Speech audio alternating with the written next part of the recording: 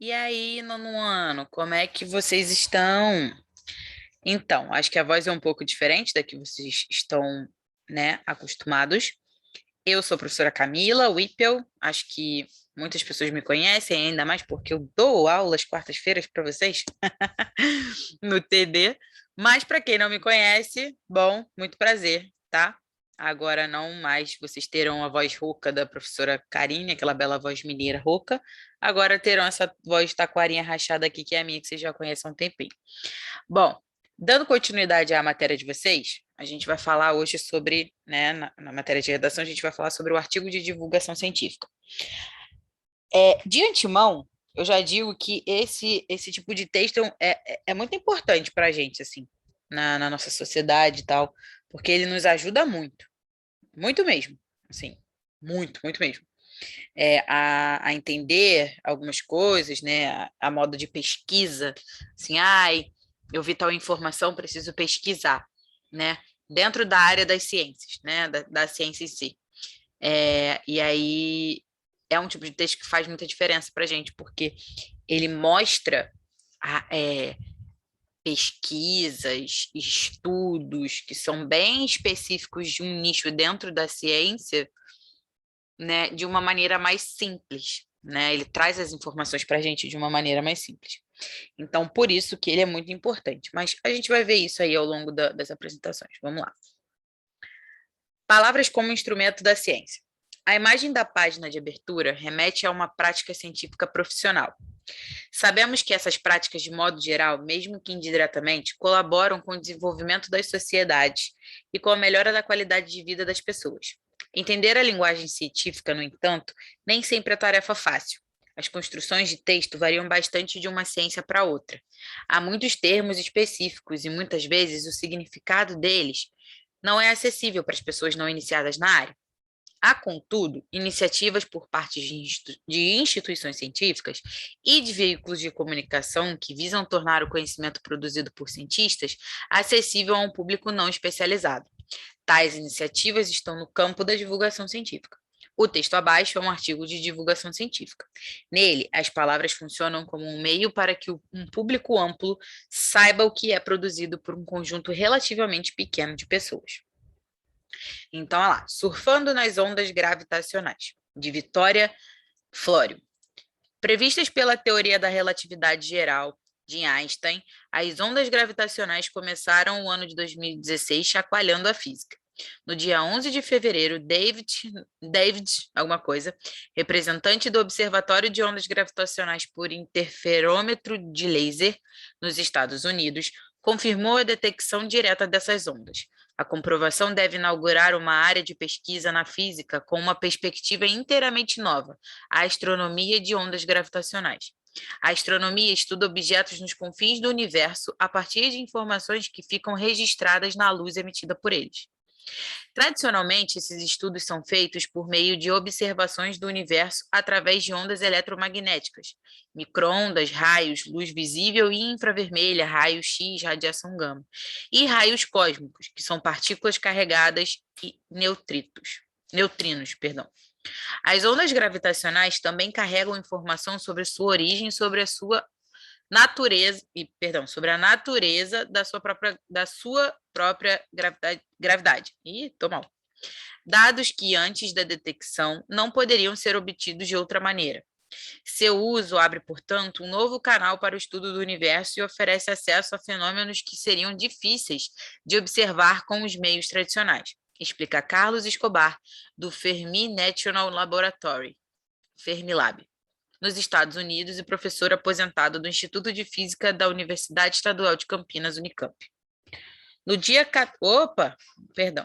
no dia 14 de setembro de 2015, quase que simultaneamente, os detectores gêmeos do LIGO, localizados em Hanford, no estado de Washington, e em Livingston, Louisiana, revelaram distorções no espaço causadas pelas colisões de buracos negros.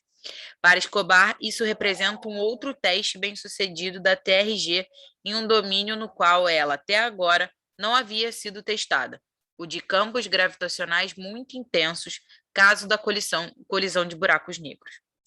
Além de Newton. Isaac Newton extraiu uma relação matemática entre as entidades físicas tempo, espaço e massa, que explica a queda de uma maçã e a órbita da Lua em relação à Terra. Para Newton, a mesma força é responsável por ambos os movimentos, a gravidade. Einstein questionou a teoria newtoniana em seus alicerces e desenvolveu uma hipótese onde espaço e tempo estão intrinsecamente conectados. Para ele, o espaço-tempo é como um tecido cuja topologia se distorce pela presença de massa. A gravidade é uma distorção na geometria do espaço-tempo e não uma força. Para Escobar, a TRG de Einstein vai além da teoria newtoniana, porque abandona a ideia de ação instantânea à distância. As ondas gravitacionais, como todos os tipos de onda, são perturbações. No caso das ondas gravitacionais, no entanto, a perturbação se forma no tecido espaço-tempo. Essas ondulações podem ser produzidas por eventos violentos, como a colisão de buracos negros e estrelas de nêutrons. As ondulações se propagam no espaço, chegando a chacoalhar as coisas perto do planeta Terra também, mas em uma escala muito pequena. Escobar explica que elas só podem ser detectadas em experimentos supersensíveis, como com os interferômetros do LIGO. Segundo o relatório da Divisão da Astrofísica do Instituto Nacional de Pesquisas Espaciais, o INPE, divulgado logo após o anúncio do achado das ondas gravitacionais, a análise do sinal detectado pelos interferômetros do LIGO permite concluir que as ondas se referem aos últimos 0,2 segundos de órbita de dois buracos negros em colisão, com massas respectivamente iguais a 29 e 36 vezes a massa do Sol. O buraco negro formado a partir da colisão teria uma massa igual a 62 vezes a massa solar.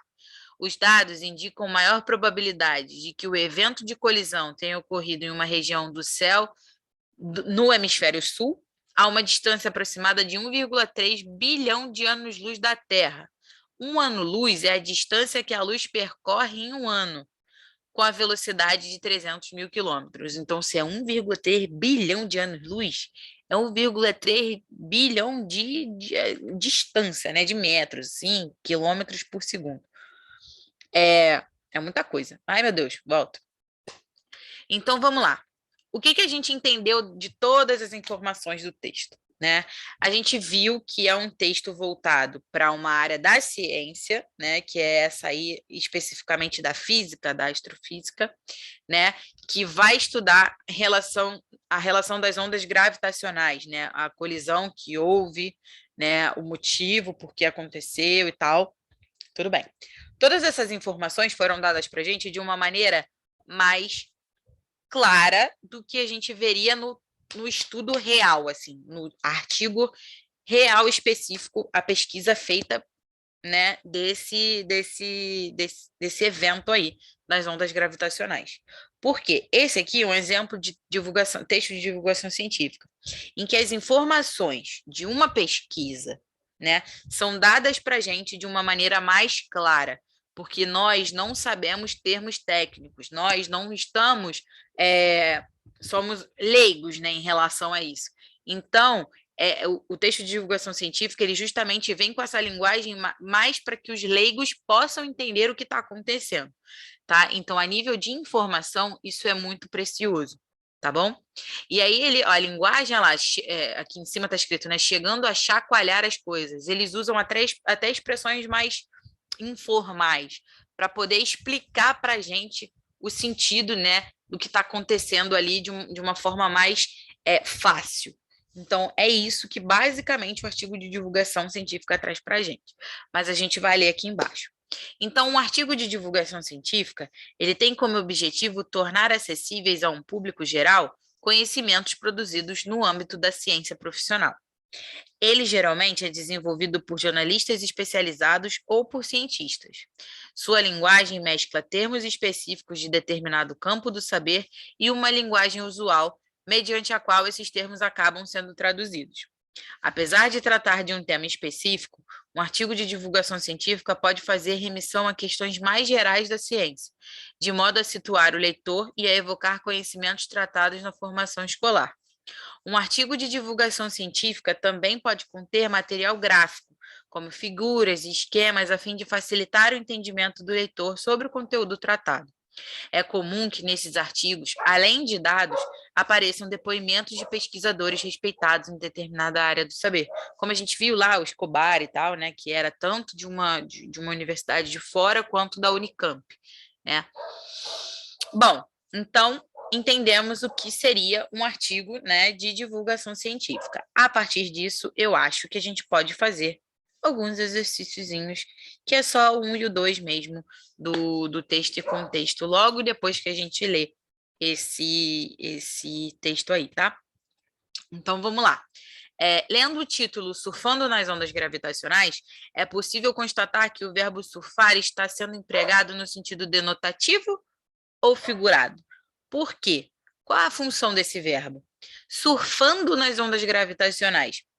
Aqui o sentido é literalmente alguém está surfando nessas ondas que são gravitacionais, ou tá num sentido assim de que a gente está entendendo, tá por dentro das ondas gravitacionais. Tá por dentro. Então, assim, é um sentido, na verdade, figurado, né? E por que que isso está acontecendo? Qual a função do uso desse verbo, né? Vamos entender. A palavra onda, ela não está sendo empregada no contexto de ondas de água surfáveis, tá? O verbo, portanto, ele está sendo usado no sentido figurado por não ser possível surfar em ondas gravitacionais literalmente, né? O uso desse verbo pode chamar a atenção do leitor para a leitura do texto, né? Então pode ser algo atrativo, pois alude a uma prática esportiva que remete à aventura. Então, é algo, pode ser, opa, surfando em ondas gravitacionais, pode ser um assunto maneiro, interessante, né? Que, poxa, aludindo a uma prática maneira também, aventureira e tal, né? Do que é o surf. Então, isso pode dar certo. O seu emprego, então, serve também para criar uma analogia entre as ondas gravitacionais e as ondas aquáticas. Então, é tudo uma relação de analogia, né? Uma analogia do que seria o surf mesmo, você surfar em águas que são realmente, né, surfáveis, água mesmo de mar, e ondas que são gravitacionais, né, que tem lá o seu sobe e desce, e remeter a essa prática do surf, tá? Agora, 2. Mencione 2 elementos que justificam a classificação do texto apresentado no capítulo como sendo um artigo de divulgação científica. O fato de o artigo tratar de uma descoberta científica e de ser publicado em uma revista dedicada à divulgação científica são 2 elementos que justificam essa classificação. Se a gente olhar aqui, ó, olha lá, Flório Victoria, surfando nas ondas gravitacionais, ciência e cultura.